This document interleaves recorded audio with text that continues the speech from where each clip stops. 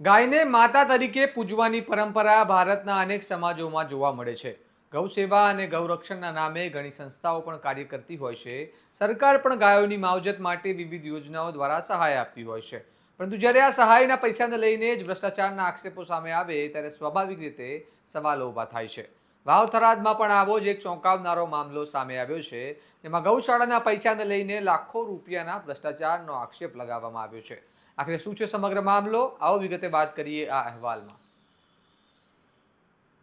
નમસ્કાર, હું છું ચિરાગ વર્ષાબેન, આપ જોઈ રહ્યા છો સ્વમાન. ગુજરાત સરકાર ગાયના સંભાળ અને ગૌશાળાઓના સંચાલન માટે ગૌપોષણ યોજના હેઠળ સહાય આપે છે. આ યોજના મુજબ રજીસ્ટર થયેલી ગૌશાળાઓને ગાય દીઠ અંદાજે 30 રૂપિયા સુધીની સહાય આપવામાં આવે છે, જેથી ગાયોની માવજત, ચારો અને અન્ય જરૂરી વ્યવસ્થા કરવા સહાય મળે. વાવ થરાદમાં આવેલી માવસરી ગામની એક ગૌશાળાને લઈને ગંભીર આક્ષેપ સામે આવ્યા છે. આક્ષેપો મુજબ માવસરી ગામમાં આવેલી એક ગૌશાળાના નાણાંના હિસાબને લઈને વિવાદ ઊભો થયો છે.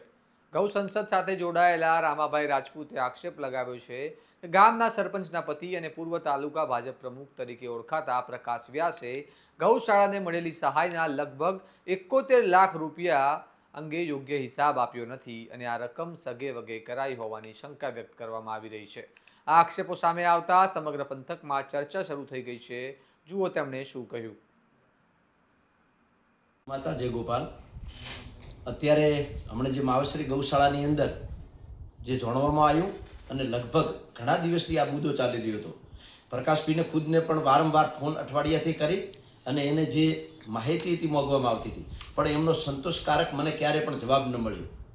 એમણે જે વસ્તુ કરી છે અને એની અંદર ગામ લોકોએ મને માહિતીગર કર્યો હતો કે ભાઈ અમારી ગામની જે ગૌશાળા ચાલે છે અને એની અંદર પોષણ યોજના નથી આવતી.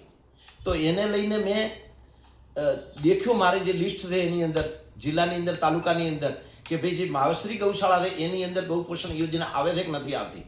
તો એની અંદર મને દેખતો જાણવામાં મળ્યું કે ભાઈ આ હમણાં જ જે 26મી જાન્યુઆરી ગઈ એની 23 તારીખે 8,74,920 રૂપિયા એના ખાતાની અંદર આવ્યા અને લગભગ જે 2023થી સરકાર દ્વારા જે પોષણ યોજના 30 રૂપિયા આપવામાં આવે છે એમ કરીને લગભગ આજ દિવસ સુધી 97 લાખ રૂપિયા ઈ ગૌશાળાને આપવામાં આવ્યા છે.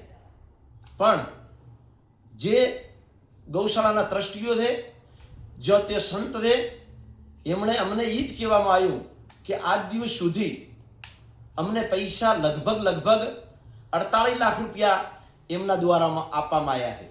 બાકીના જે પૈસા છે એ અમને આપવામાં નથી આવ્યા. એની અંદર 97 લાખ રૂપિયા લગભગ જે ગૌ પોષણ યોજનાના હતા અને 50 લાખથી વધારે પૈસા જે રોણપરી બાપજી દેવ થઈ ગયા એના પછીના હતા.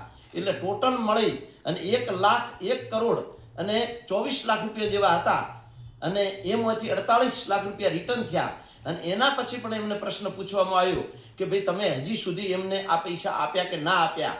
ત્યારે મને એમના જે ટ્રસ્ટીઓ હતા એમના દ્વારા મને જાણવા મળ્યું કે એમણે 33 લાખ રૂપિયા આજનો વાયદો હતો અને બાકીના જે પૈસા છે એ 1 મહિનાની અંદર 40 લાખ રૂપિયા આપવામાં આવશે.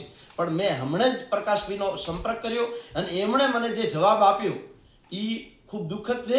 એમણે મને એમ કીધું કે મેં કોઈ પણ આજ દિવસ સુધીના પૈસા નથી કબૂલ્યા. તો હું ગામવાળાને પણ વિનંતી કરીશ કે આની અંદર એક તમારી માવસરીની ગૌશાળા નહીં પણ આખી જે આ જિલ્લાની ગૌશાળાઓ છે એ બદનામ થાય રહી. 30 રૂપિયાથી ગૌ માતાને પોષણ પૂરું પણ નથી પડતું. અમે વારંવાર સરકારને રજૂઆત કરી અને 30ના 60 કરાવવાની વાત કરો છો અને આવા લોકો આટલું મોટું આવું કર્તવ્ય કરે છે એટલે એમને ભગવાન માફ નહીં કરે અને તાત્કાલિક જો એમનો જે નિરાકાર આવે એ નિરાકાર ગામવાળાને લેવો પડે અને ગામવાળાને સાથે મળી બધાને અને પોલીસ સ્ટેશનમાં એમના વિરુદ્ધ કેસ દાખલ કરવો જોઈએ. ગૌશાળાના સંચાલકો અને સ્થાનિક લોકોનું આ મુદ્દે કહેવું છે કે ગાયોની માવજત માટે મળેલી સહાયનો યોગ્ય રીતે ઉપયોગ થવો જોઈએ. પરંતુ જો આ સહાયના પૈસામાં ગેરરીત થાય તો તે ગૌ સેવા અને ગૌરક્ષણના નામે કરવામાં આવેલા દાવાઓ પર પણ સવાલ ઊભા કરે છે. આક્ષેપ લગાવવામાં આવી રહ્યો છે કે જ્યારે ગૌશાળાના હિસાબ અંગે પૂછપરછ કરવામાં આવી ત્યારે અલગ બહાના કરીને વાતને ટાળવાનો પ્રયાસ કરવામાં આવ્યો હતો. આ મુદ્દો હવે સ્થાનિક સ્તરે મોટો વિવાદ બની ગયો છે, કારણ કે ગાય માટે મળેલા સરકારી નાણાંનો દુરુપયોગ થવો હોવાનો આરોપ ખૂબ જ ગંભીર માનવામાં આવે છે. કહેવાઈ રહ્યું છે કે આ મામલો હવે પોલીસ ફરિયાદ સુધી પહોંચ્યો છે અને યોગ્ય તપાસ કરીને સત્ય બહાર લાવવાની માંગ ઉઠી રહી છે. હવે સવાલ એ છે કે શું આક્ષેપોમાં કોઈ સત્ય છે કે પછી આ માત્ર આરોપો સુધી જ સીમિત રહી જશે, અને જો ખરેખર ગૌશાળાના નાણાંમાં ગેરરીત થઈ હોય તો તેની જવાબદારી કોણ લેશે? સમગ્ર મામલે તમારું શું મંતવ્ય છે અમને કમેન્ટ બોક્સમાં જરૂર જણાવો.